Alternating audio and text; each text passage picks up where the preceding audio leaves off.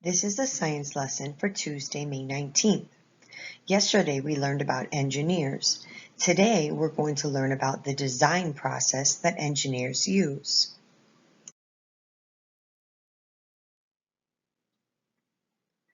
For today you will need your workbook pages 147 through 149, a pencil, and crayons. We're going to begin by watching our science video on the design process. So let's start by watching that, and then we'll meet up back afterwards and go ahead and begin our lesson.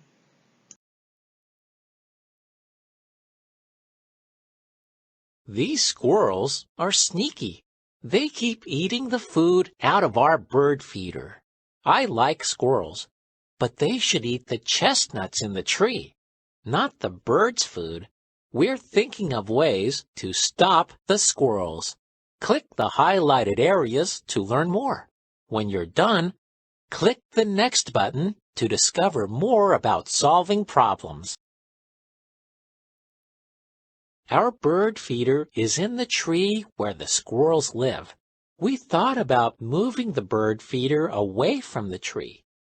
Then we could put the feeder on a tall pole to make it harder for the squirrels to get to it.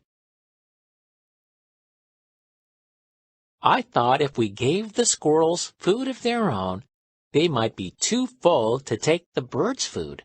Do you think it will work? Dad and I looked on the internet. We learned that some people put covers over their bird feeders. A cover keeps the squirrels from climbing down into the feeder. That might work.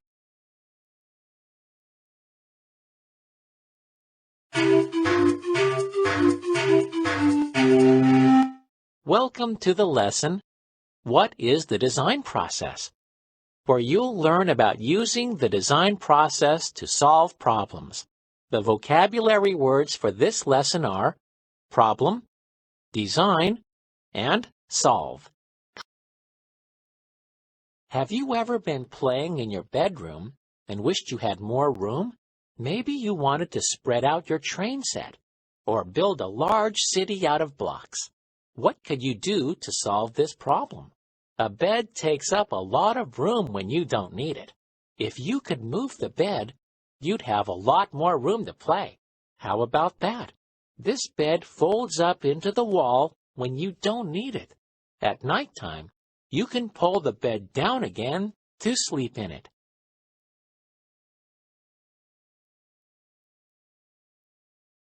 A problem is something that needs to be fixed or something that causes trouble.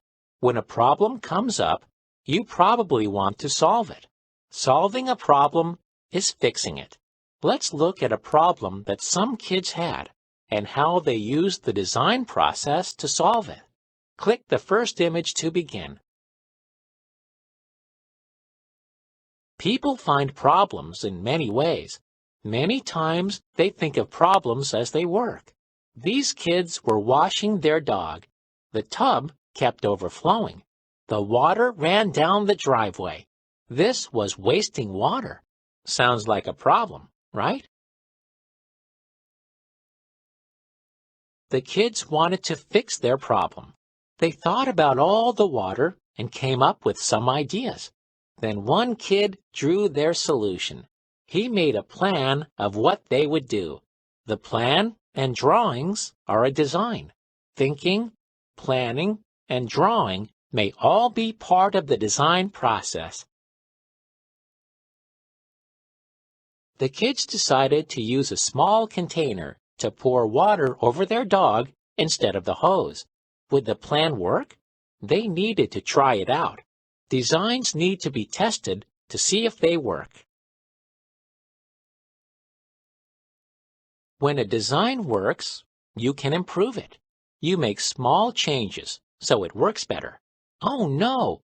When the kids used the bucket to wash the dog, there was still water running down the driveway.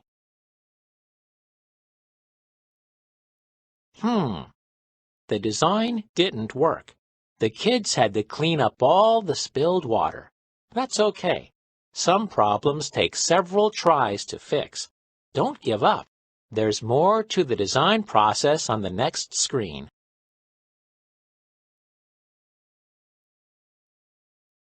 A group of kids were washing a dog, but they had a problem. The water kept overflowing out of the tub. They tried using a smaller container to rinse the dog instead of the hose, but it still wasted water. Can the design process still help them? Yes, they have a few more steps. Let's see how they continue to solve their problem. Click the dots to learn more. The fourth step is to redesign. It's for when your design doesn't work and you need to start again. That's what the kids did. They started fresh. They came up with new ideas.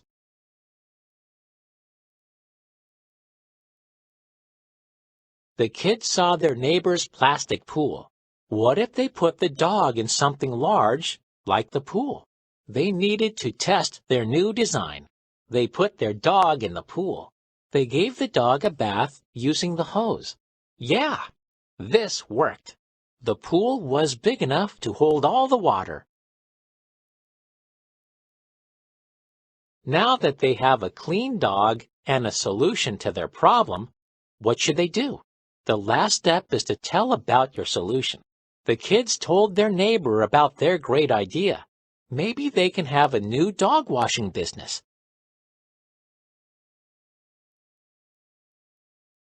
There's always a line at Mrs. Tran's pencil sharpener. The kids don't want to wait in line to sharpen their pencils. The class had a meeting. They talked about different ideas. They made a plan and tested out the idea they chose. They designed a great solution to the problem. Complete the puzzle to learn more about how they solved their problem. Drag a puzzle piece to the space above. Click the pieces to turn them around.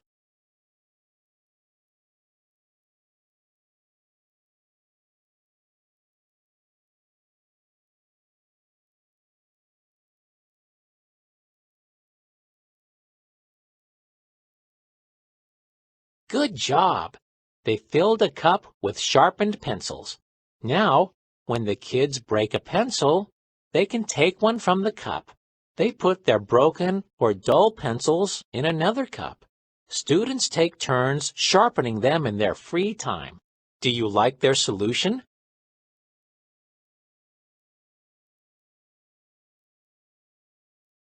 This family has a problem.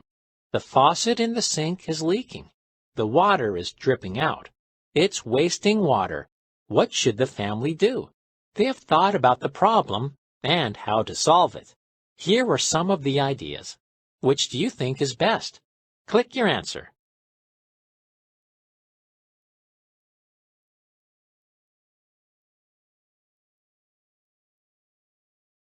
You got it.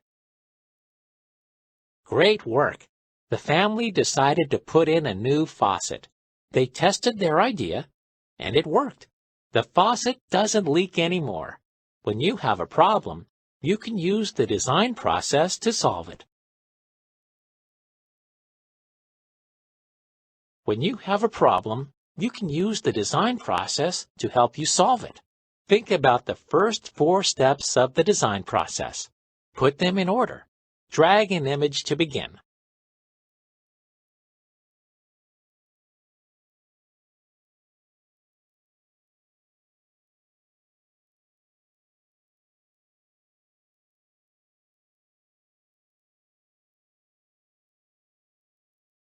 Well done!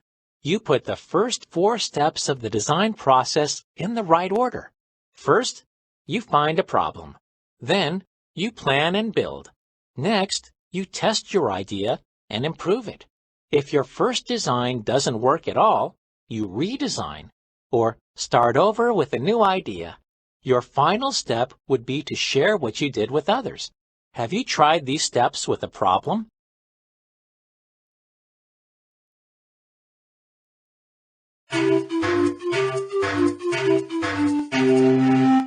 You've learned a lot about solving problems. Let's take a quick look at the main points you covered. There are many problems that can be solved using the design process. You can follow the steps to help you solve problems. First, find a problem. Make sure you understand it. Plan and build a design to fix the problem. Test and improve your design. Redesign your idea if you need to. Tell other people about your design. Now that you've finished this lesson, if you wish, you can go back and review any part of the lesson again.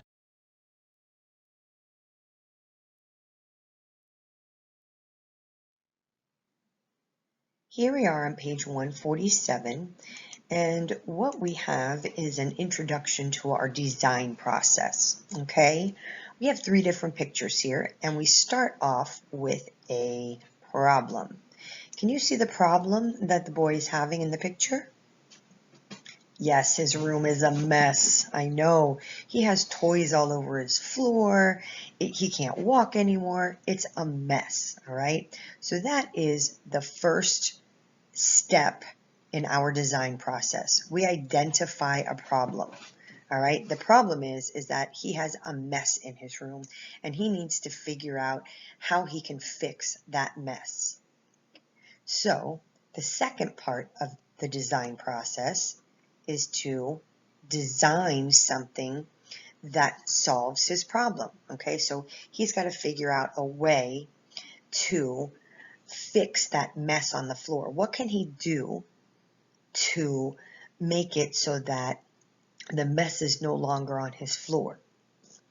Well, his idea, and you can see he's drawing a picture of his idea. Remember, I told you guys when you guys are in the class and you're drawing pictures or painting pictures, you are little engineers, right? You have an idea in your head of something and you're drawing.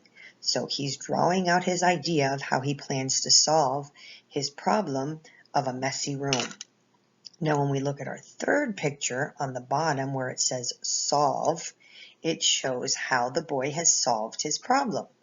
Now, he put one bucket over here and put all of the balls in one bucket.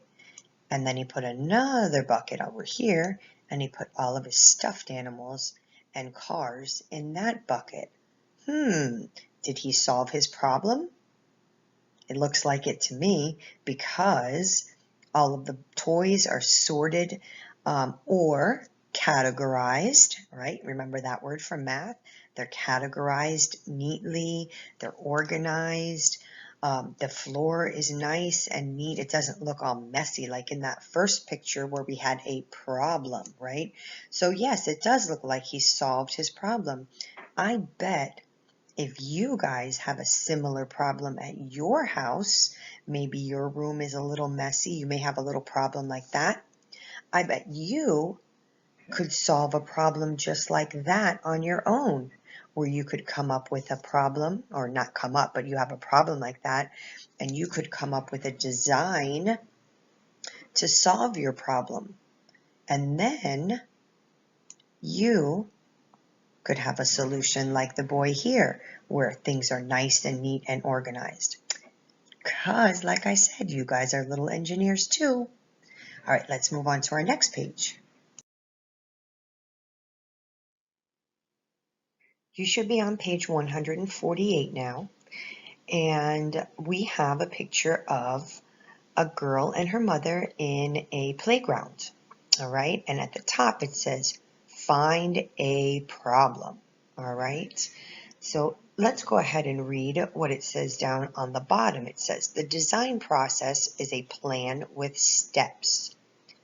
The steps can help you solve a problem. The first step is to find a problem. All right, so the mom and the little girl are at a park and they have found a problem. Can you see what the problem is that they found here at the park? Yes, there is lots of garbage all over the floor. So let's go ahead and circle the problem. All this, maybe I need to change colors. Here we go. All this garbage is all over the floor, right? That is a problem. Who wants to go to a park when there's garbage all over the floor? So that is our first step in the design process is to find the problem. So our problem is that there's garbage all over the floor. All right, so circle the problem, make sure that you've circled the garbage on your page, and then go ahead to the next page once you're finished. Now we're on page 149. All right, now on the last page, they found a problem, right? The mother and the daughter were in the park and they found that there was litter all over the park. All right, so now here we are on page 149 and we're going to read here, think of a way to solve the problem. Design a plan, then build it. So they've already found the problem, which was litter all over the park. So now they have to plan and build. So now the next steps in the design process are to plan how they're going to solve their problem and build whatever they're going to build to fix the problem. All right, so let's see what the mom and her daughter have planned and built to fix the problem. What do you see? There you go. They built a box and it says, please put litter here. You see right on the front of the box, it says, please put litter here. So they thought maybe if we put a box here with a sign on it that says, please put litter here, that people would start putting their garbage into the litter. And so they're going to clean up. See, look, they've got their work gloves on. Both of them, they have their work gloves on. They're going to clean up all the garbage in the park, put all the litter in the box. They're going to start by cleaning up, putting the litter in there so that people see that that's where the litter goes. Then they have the sign on the box so people can read it and see litter goes in that box. And then they're going to test their plan and see if when people come to the park, they put their garbage into the box. So that's the next step, is to test it. And so we're going to see how that goes on tomorrow, but let's go ahead for today. And what we're going to do is go ahead and circle her solution, which I've already done that for you. But what was the girl's solution to her problem? I want you to circle that, which, that's right, that was her solution, to make a box to put all the garbage in. So go ahead and circle her solution. All right, when you're done, that's all for science for today. We're going to finish this lesson up tomorrow. And then while you're also thinking about this, think about some other solutions that she could have made. Could she have done something differently other than a box? Think about some other things that the girl could have done, maybe instead of a box. Could she have put something else out here for the trash? Think about other things that she could have done. All right, I'll see you tomorrow for science. Make sure that you finish with your math and your reading lessons for today also. And I'll see you tomorrow for science.